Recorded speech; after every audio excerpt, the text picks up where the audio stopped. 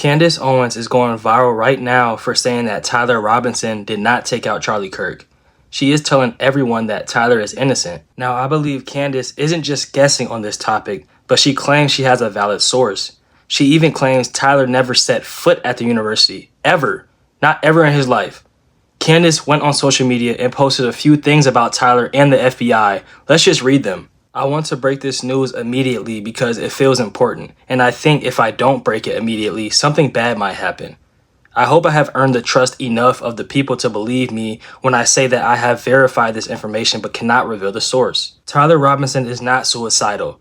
The entire narrative that was placed in the media about him having being suicidal is completely fictional, as are many other aspects of what we have been told. His father having turned him in after a confession is also complete fiction.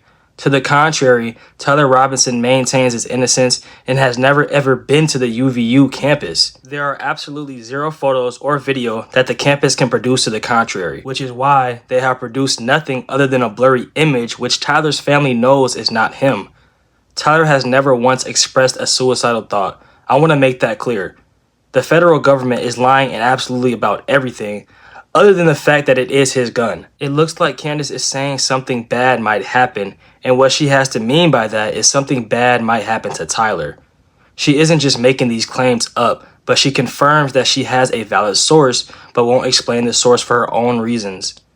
The source is probably the family of Tyler's, obviously, most likely. She claims that Tyler isn't suicidal. Usually someone will say that if someone is after them or, trying to get rid of them. Or in this case, I believe Candace is saying that the FBI is framing Tyler and that the FBI is lying about everything. There are many people who made videos before their death saying that they weren't suicidal. I did something really dumb. I'm not suicidal. I'm not suicidal. Did I do it for money? Yeah, man, it's bad. It's so dumb. It's so fucking dumb. I'm not going to tell you what I did because at this point, it still could endanger people, and I don't want to do that. So then days later, they are found unresponsive, with the death certificate saying overdose. Candace is saying powerful people are trying to cover this whole thing up and pushing a narrative that best fits them. What really had me thinking was when Candace said that Tyler has never ever been to the university campus ever in his life. She has to have some type of verifiable source confirming this claim. So basically, Candace is saying that the guy running on the roof wasn't him. She's saying that the guy in the photos aren't him either. I'm wondering why the surveillance footage myself of Tyler isn't a video. Why do they have to have a pic instead of a video if it's surveillance footage? I don't get that myself. Candace said she was able to get footage that the FBI never even bothered to ask for. Check this out. Seconds after the shot was fired. Now, you probably recall that video in the back of your mind. You remember that video that was going viral of him seen running across the roof. Well, I'm about to show it to you in a much clearer quality than you have ever seen it, a higher quality than you have ever seen that video. Remember, before I show it to you, just to tee this up, it is just a couple of seconds after the sound of a shot rang out. Let's watch this together. And we're going to just cover that. It kind of looks like he's got something trailing behind him too. Maybe that's the towel that we've been told about. We can play that again as you watch this. Now let me tell you how I tracked down this footage. It took me all of 2 hours to track down this footage, to get the name of the person who had filmed the footage. And from there, after messaging someone on Twitter, they said, I got the footage from this person. This is the person that shot it. And he's willing to speak to you. I get in touch with this individual. Okay, very quickly. This all transpired in a couple of hours. And you will never guess what it is that he told me. He told me that neither the feds nor the local police had ever reached out to him. Never. I'm sorry, what? You have one of two people who have a recording of the shooter at all, right? At all. And the feds were simply not interested, as they were executing this manhunt, of reaching out to the individual who had footage of him running across the roof. How could that be? Why?